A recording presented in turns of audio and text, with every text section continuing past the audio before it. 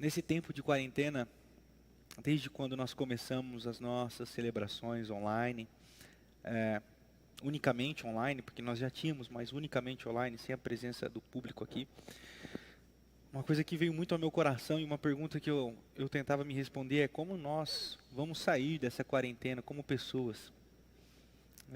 Então, lá atrás, ainda estávamos na série de Haikais, eu perguntava isso, como que nós vamos sair dessa quarentena?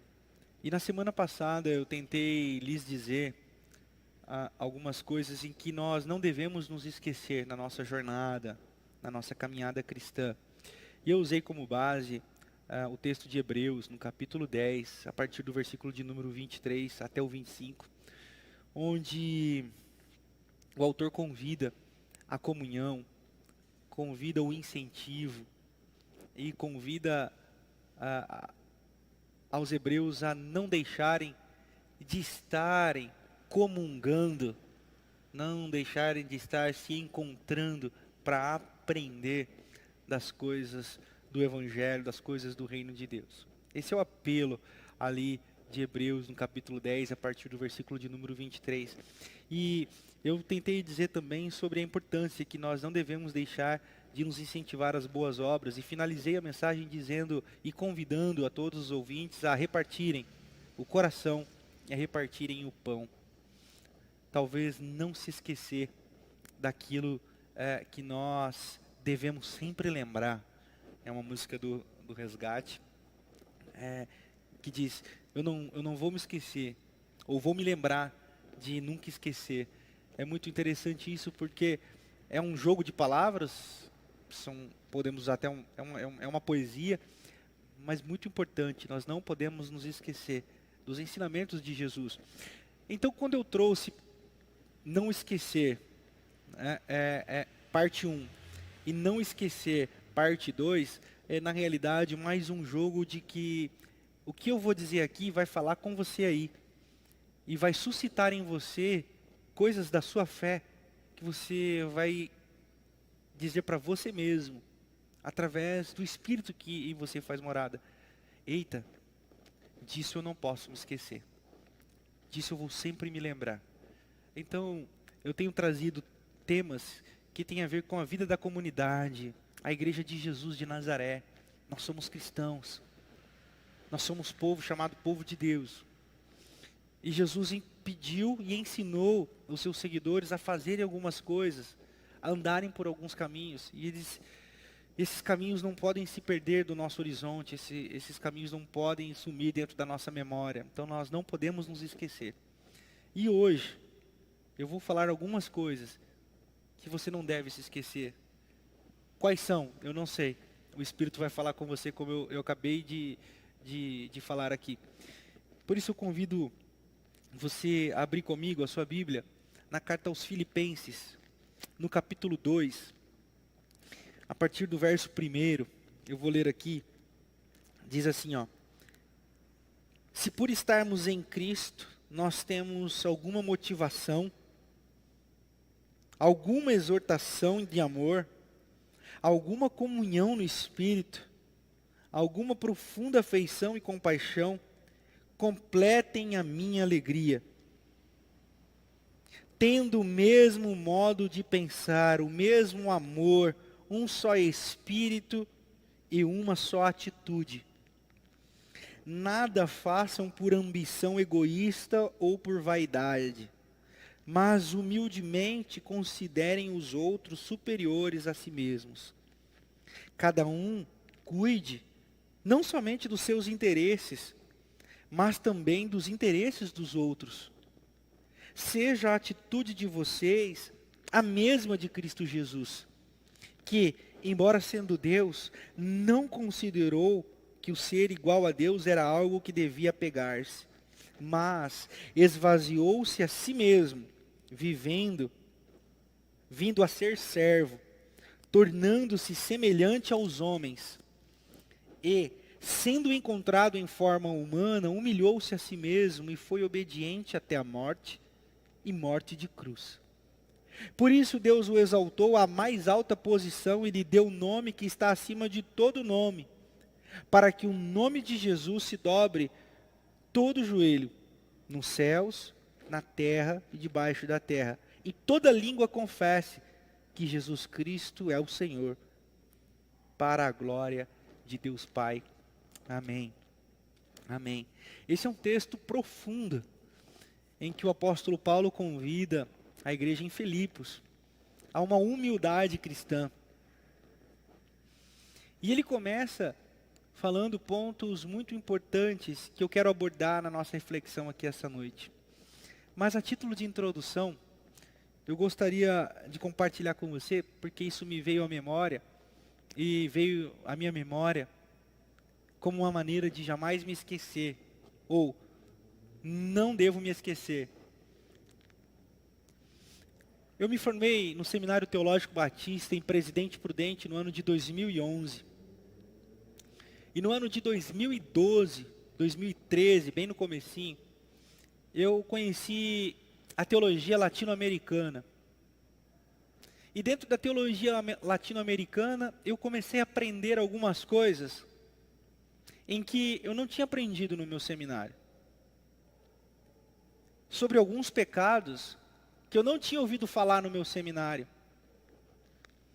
Eu ouvi, dentro da teologia latino-americana, sobre o pecado do racismo, o pecado da misoginia, o pecado da segregação social, o pecado da homofobia, o pecado da avareza, da idolatria ao capital. Coisas que eu não tinha aprendido no meu seminário, porque no meu seminário eu aprendi sobre adultério, eu aprendi sobre heresia contra o Espírito Santo, eu aprendi sobre a teologia sistemática da soteriologia, a doutrina das últimas coisas, escapismo, pós-escapismo, supralapsarianismo, infrasupralapsarianismo. Coisas que me colocavam diante de verdades teológicas, coisas que me colocavam diante de conceitos teológicos, mas que não me aproximavam de pessoas. Mas quando eu conheci a teologia latino-americana, eu comecei a ter que responder algumas perguntas. Por que eu era tão preconceituoso? Por que eu era tão soberbo? Por que eu era tão racista? Por que eu ria de piadas racistas? Qual era o sistema que eu estava inserido que me fazia rir de piadas misóginas, machistas? Então fui tendo um encontro comigo mesmo. Conheci pastores como Paulo Capelletti, Ed Renekiewicz, pastor Caio Fábio, Carlinhos Queiroz, Levi Araújo, Ziel Machado, René Padilha, Pedro Arana, Samuel Escobar, conheci o Pacto de Lausanne, conheci a teologia da libertação, Frei Beto, conheci Dom Helder Câmara, Paulo Freire, Rubem Alves.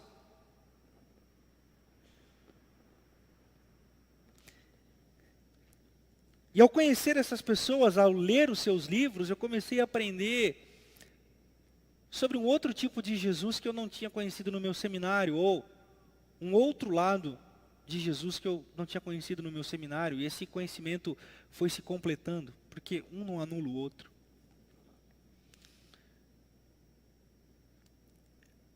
E no ano de 2014, eu conheci aqui a primeira igreja batista em Botucatu. Questionei a mim mesmo, qual eram os anseios da primeira igreja batista em Botucatu? Perguntei à igreja qual eram os anseios da igreja. Fui entrevistado, passei por reuniões, inclusive pesadas, intensas, com o objetivo de ouvir a comunidade, da comunidade me ouvir. Afirmei, reafirmei, disse, não uma, mas várias vezes, o que eu acreditava. E quis ouvir da comunidade qual era o anseio dela. E quando fui convidado para aqui ser pastor, eu vim trazendo uma mensagem. Eu vim falando de um evangelho. E é o mesmo evangelho que venho pregando há 5 anos aqui em Botucatu. Que venho estudando desde 2012. E o evangelho não mudou. Quem mudou foi o tempo. O que mudou foi a realidade. Mas o evangelho continua o mesmo. Desde quando cheguei aqui em Botucatu, as palavras que mais usei foi amor, solidariedade, misericórdia, compaixão, coletivo, coletivismo, senso comunitário, partilha, repartir, doar, doar-se, dar de si, perdoar. Só não se enganem, eu não consigo fazer tudo aquilo que eu prego. Inclusive, nunca preguei que faço tudo aquilo que eu prego. Somos errantes e seguimos caminhando na tentativa de melhorar a cada dia. Mas continuo acreditando naquilo que aprendi dos meus mestres, naquilo que tenho pregado.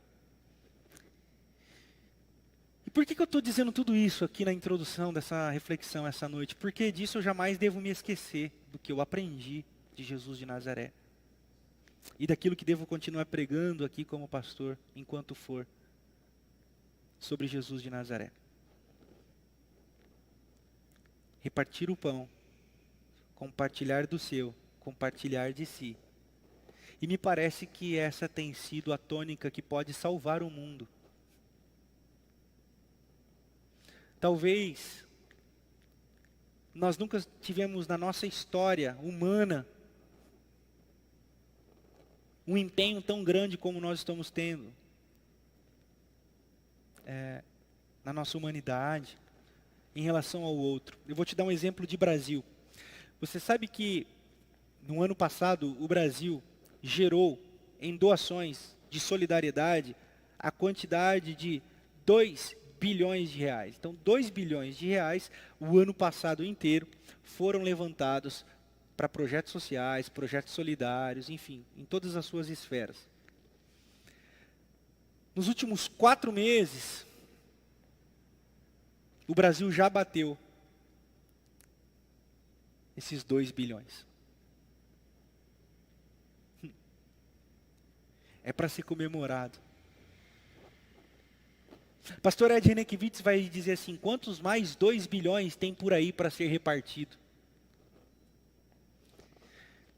E o apóstolo Paulo convida a igreja aqui em Filipos a não se esquecer. Porque o que é importante? Nós sabemos que o apóstolo Paulo escreve essas cartas às igrejas de determinadas regiões, lembrando-os, narrando a eles ensinamentos que eles deveriam guardar, aplicar. E aqui nós temos uma lembrança do Jesus que jamais deve ser esquecido. O Jesus profético, o Jesus humano, o Jesus histórico. E ele começa dizendo, se por estarmos em Cristo,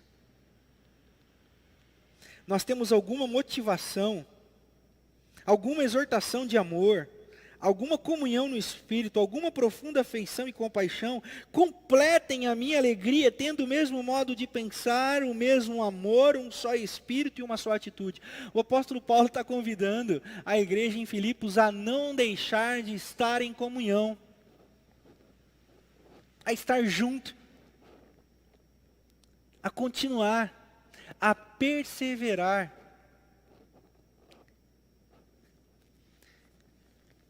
Quando nós estamos juntos, nós somos casa. Nós, sozinhos, somos morada de um Espírito que não nos quer sozinhos. Nós somos igreja quando nós nos juntamos com os outros. Uma falácia que nós temos no meio do nosso movimento, inclusive de rebelião contra a igreja, da qual eu tenho muita simpatia, inclusive, mas uma falácia não, eu sou igreja, porque o Espírito Santo habita em mim. Em nenhum momento o texto sagrado diz isso. O texto sagrado diz que a igreja é um corpo, e ninguém é corpo sozinho. Então o apóstolo Paulo convida a comunhão, o apóstolo Paulo convida eles a estarem unidos no mesmo Espírito, e eu creio que esse é o Espírito que ele quer para nós essa noite, nesse tempo, nessa época de Covid-19, de distanciamento social, de caos social. O apóstolo Paulo nos convida, o Espírito através de sua boca convida, olha, não deixem de ter atitudes de amor, não deixem de estar unidos na motivação do Espírito, para que vocês alegrem ainda mais a minha alegria. Ele está dizendo isso à igreja em Filipos e está dizendo a nós também. Eu acho que Deus se alegra ao nos ver juntos. Mas aí você pode dizer, mas pastor, o senhor não está com amnésia, esqueceu que a gente não pode se reunir? Nós não estamos juntos apenas quando estamos no mesmo local, porque agora nós estamos impossibilitados. Inclusive foi sobre isso que eu falei semana passada. Nós estamos como a igreja da diáspora, amigos. Nós estamos como a igreja da diáspora, que se encontrava escondida em casas, em lares, espalhados. A igreja se encontra reunida hoje na sua casa, na casa do seu irmão, mas unidas pelo mesmo Espírito, e é isso que o apóstolo Paulo fala. Vamos nos manter unidos nesse Espírito. E que Espírito é esse? É uma motivação só, do que é? De fazer o bem, de amar e de acolher, porque foi assim que Cristo fez. E é por isso que ele continua dizendo, nada façam por ambição egoísta.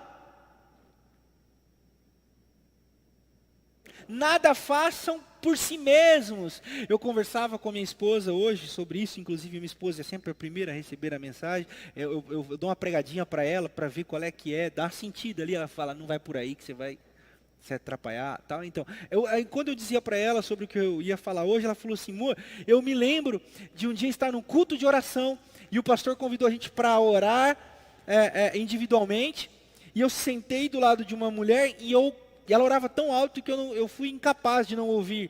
E a oração dela era por ela, pelo espírito dela, pela família dela, pelos problemas dela. E depois, por ela, pelo espírito dela, pela família dela, pelos problemas dela. E depois ela orou por ela, pelo espírito dela, pela família dela e pelos problemas dela. É isso que o apóstolo Paulo está dizendo, e é isso que nós jamais deveríamos esquecer, que nós cristãos não oramos apenas por nós mesmos, pelas nossas famílias, por os nossos problemas, porque nós não estamos alheios ao mundo. Ao contrário, nós somos a luz do mundo, nós somos o sal do mundo.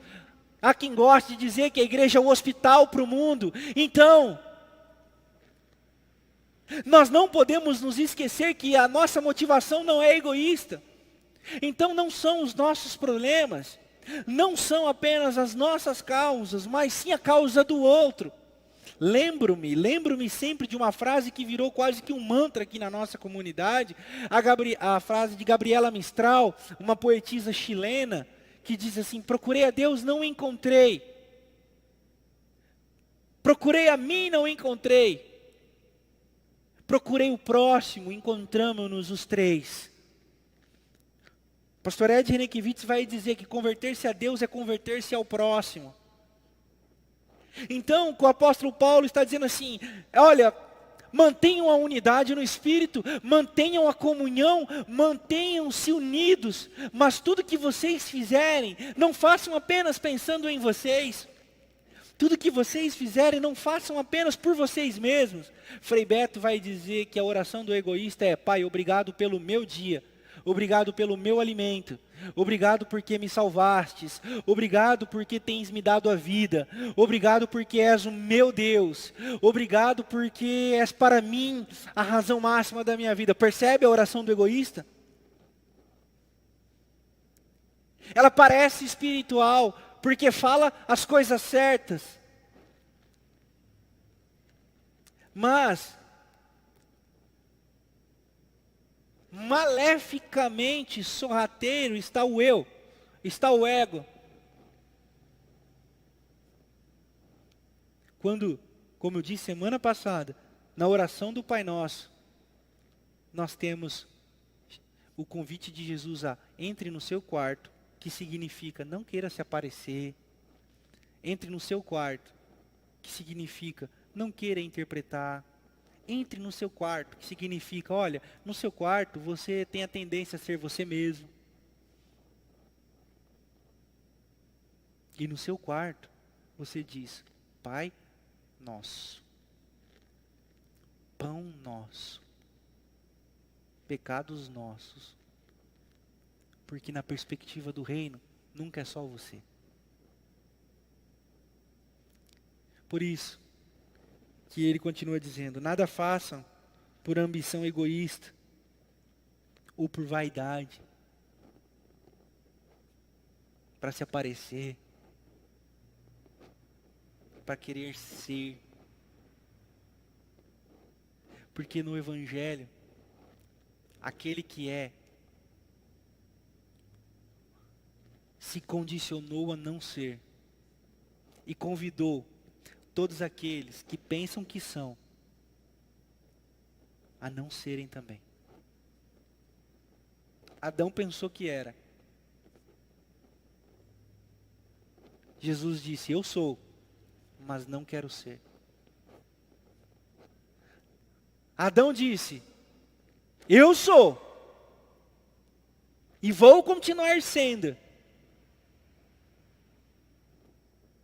Jesus disse, eu sou, mas não quero ser. E aquele que quiser vir após mim, aquele que quiser me seguir, queira também não ser.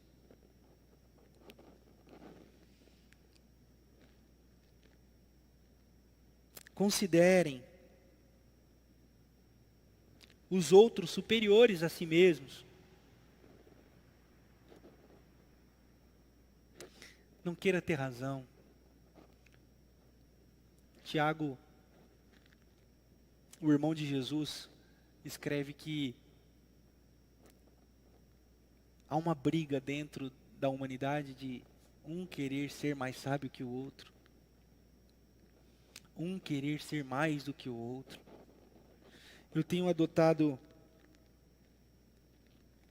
para mim, e dentro das minhas expectativas, um comportamento quase que apático, propositadamente. Totalmente despretensioso de ser. Inclusive quando venho para cá, para pregar para vocês, eu não quero ser. Eu venho pedindo, Senhor, não quero ser. Inclusive se pudesse escolher outro, seria legal. Mas aí o Espírito faz aquelas perguntas que só o Espírito sabe fazer. Você me ama? Eu digo, amo. E ele diz, então cuida das minhas ovelhas. Eu falei, não, é disso que eu estava falando, Senhor. Não, é disso que eu estava falando mesmo. Mas assim, saca, Senhor? Essa experiência de não querer ser é dolorosa, é angustiante. Mas me parece que é onde brota a essência do Evangelho. Me parece que é o caminho de Jesus.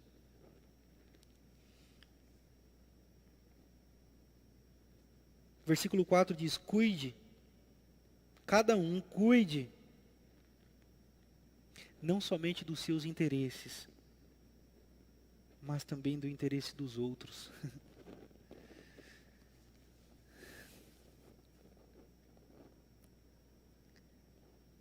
O Covid está mostrando pra gente que compartilhar o elevador vai deixar de ser apenas uma atitude para não enfrentar a escada. Nós vamos ter que começar a pensar nas pessoas que estão com a gente no elevador.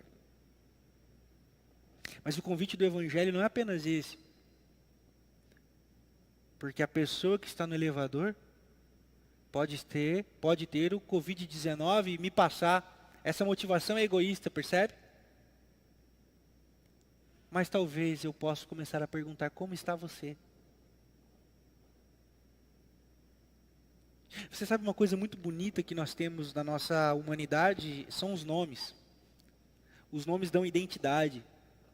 Jacó significava pilantra. Significa... Oi, quase, eu ia já cometer um... Eu ia usar o nome de um pastor. Significa pilantra. Mas Deus diz assim, não, mas agora você não vai se chamar mais Jacó, você vai chamar Israel. Porque nome tem significado, nome tem identidade, e eu acho que eu já preguei sobre isso aqui alguma vez. Que tal nós começarmos a chamar as pessoas pelo nome? Eu compartilhava com um colega pastor, em que eles divulgaram o trabalho de vendedores de farol, né, semáforo. Eles divulgaram o trabalho da galera que vendia seus quitutes ali no farol. E depois, conversando com esses trabalhadores do farol, ele falou assim que o maior pagamento que eles tinham recebido era que agora as pessoas passavam no farol e chamavam eles pelo nome.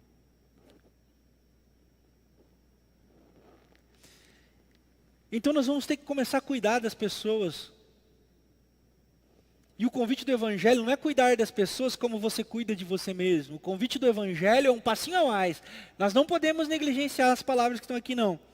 Cuide cada um não somente dos seus interesses, mas também dos interesses dos outros. Ou seja, o que interessa por outro, mas que não vai te dar nada.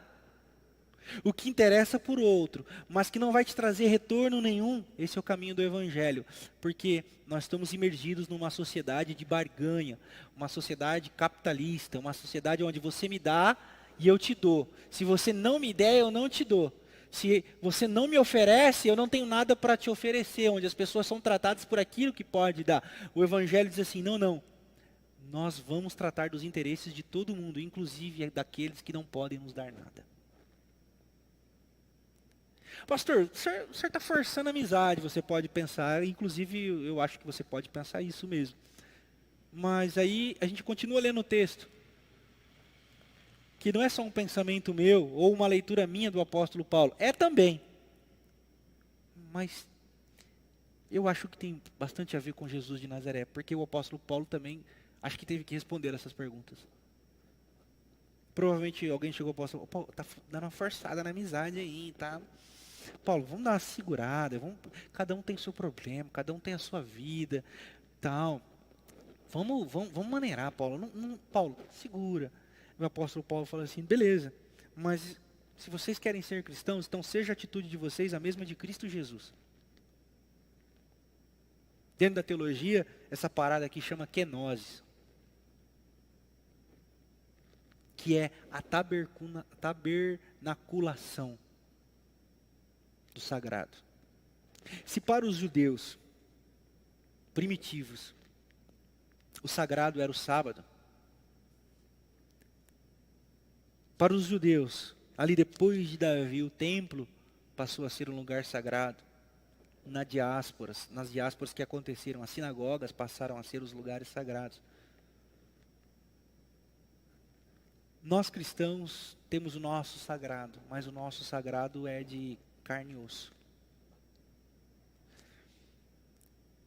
E o nosso sagrado se manifestou assim, que ele era Deus, mas não considerou que o ser igual a Deus era algo que ele deveria se apegar. Ele poderia tudo, mas quis não poder nada. Ele tinha o todo, o tudo, mas disse não. Porque os meus irmãos não têm o todo, os meus irmãos não sabem o que é tudo, então é lá que eu vou estar. Nós temos um Deus, como diz a própria carta aos Hebreus, nós não temos um sumo sacerdote que não seja capaz de se compadecer das nossas angústias. Ele sabe. Então, para ele não roubar no jogo de relacionamento, ele se esvaziou de si mesmo, podendo tudo, escolheu não poder nada, tendo tudo, escolheu não ter nada. Se esvaziou, vindo a ser servo. E esse servo é o servo sofredor. Não é o do cavalo branco que entra com a espada punjante no reino de Israel, dizendo, vamos matar César. É o nazareno que entra montado num jumento.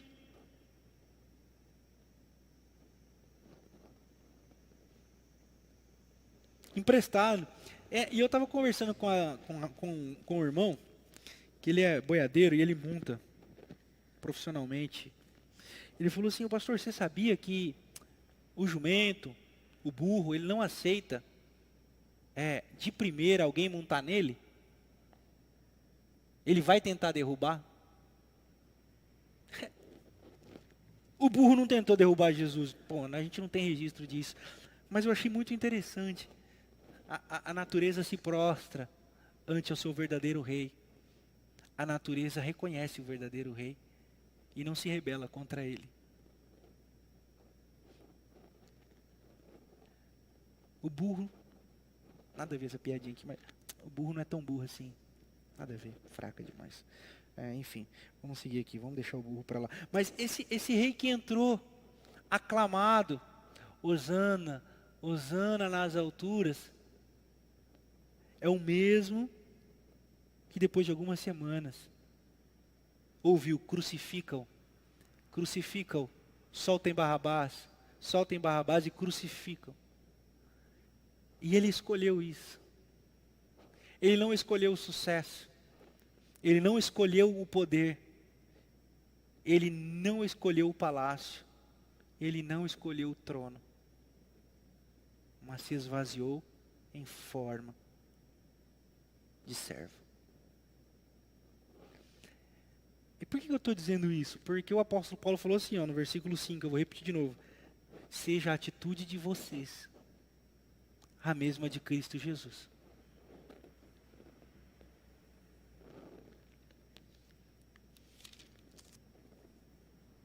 E sendo encontrado em forma humana, humilhou-se e foi obediente.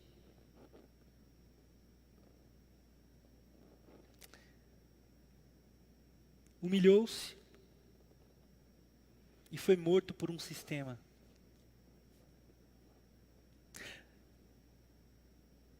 Foi obediente até a morte de cruz.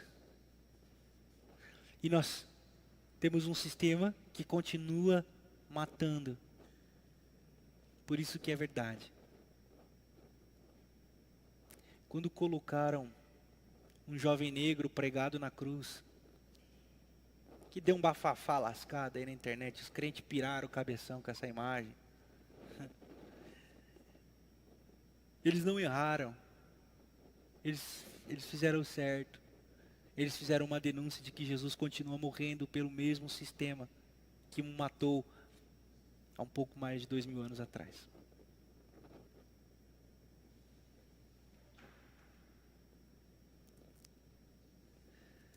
Por isso, Deus o exaltou à mais alta posição e lhe deu um nome que está acima de todo nome, para que ao nome de Jesus se dobre todo o joelho, nos céus e na terra, debaixo da terra, e toda língua confesse que Jesus Cristo é o Senhor, para a glória de Deus Pai. No Jesus homem, Deus fora glorificado. Na nossa humanidade, a semelhança de Jesus de Nazaré, nosso Deus será glorificado. Os tempos são propícios para nós nos parecermos com Jesus. O Evangelho não mudou, o Evangelho continua o mesmo. Ele pede a todos os seus seguidores, amem, compartilhem, estejam em comunhão, não busquem os seus próprios interesses. Se a sua espiritualidade te coloca diante do seu gozo inaudito, na sua individualidade, cuidado. A alegria do cristão está na coletividade, está no repartir a mesa, está no repartir o pão, está no encontrar Jesus se manifestando no seu esvaziamento. Tomás Halick vai dizer assim, toque as feridas, quer encontrar Deus, toque os feridos. Por isso eu gostaria de concluir a reflexão dessa noite perguntando para você do que você não deve se esquecer. O que o Espírito tem falado a você que você não deve se esquecer?